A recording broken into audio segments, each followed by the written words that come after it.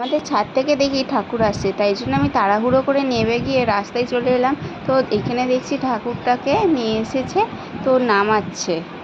আর আমি কাউকে কিছু না বলে ছুটে চলে এসেছি রাস্তায়।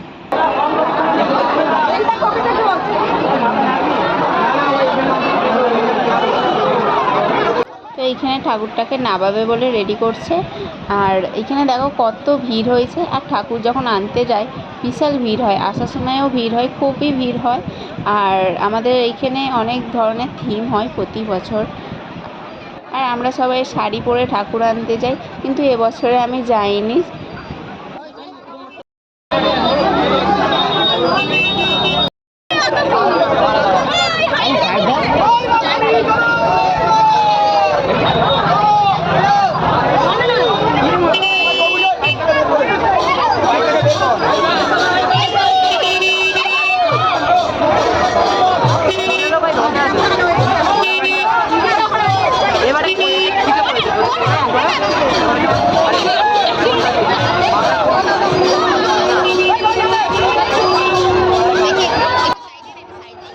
আর এখানে এখন ঠাকুরটাকে নিয়ে যাওয়া হচ্ছে, রাখবে বলে মণ্ডপে।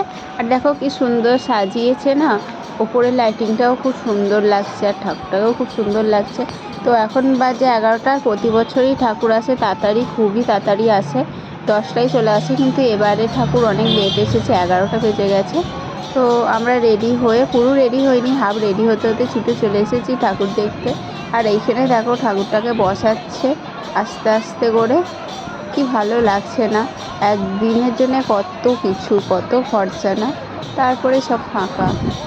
তো যাই হোক, তারপরে দেখো এখানে ঠাকুরটাকে আস্তে আস্তে করে কীরকম করে বসাচ্ছে। আর দেখো ঠাকুরটাকে কি সুন্দর করে সাজিয়েছে, দেখে তো কি ভালো লাগছে। কেন, এটা তো বছরে একবার হয়, আর আমরা খুব ওয়েট করে থাকি এই পুজোটা কবে হবে। কারণ এই পুজোতে খুবই মজা হয়, বাড়িতে কত লোকজন আসে, কত মজা হয়। সবার সাথে আমরা ঠাকুর দেখতে যাই।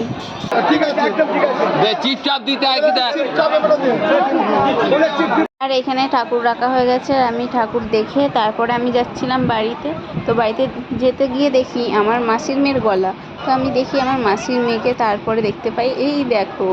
তাই বললাম দাঁড়া বোন একটু, তোর এখানে সামনে ভিডিও করি, ছবি তুলি। তো তুলে তারপরে দুজনে কথা না, উঠতে দেবে না, কথা বলতে বলতে চলে গেলাম ঘরে রেডি হতে। তো তারপরে রেডি ফেডি হয়ে আসবো বলে ও বলছে একটু ছবি তুলে দাও, একটু দেখি, দাঁড়াও। তো ওর জন্যে দাঁড়িয়েছিলাম, দাঁড়িয়ে দাঁড়িয়ে দেখছিলাম যে এখানে ঘোড়াটা কীরকম দাঁড়িয়ে আছে। এই দেখো, দেখতে দেখতে চলে গেলাম। আবার বাড়ি গিয়ে রেডি হয়ে চলে এলাম পুজো মণ্ডপে সবাইয়ের সাথে। গিয়ে দেখি পুজো আরম্ভ।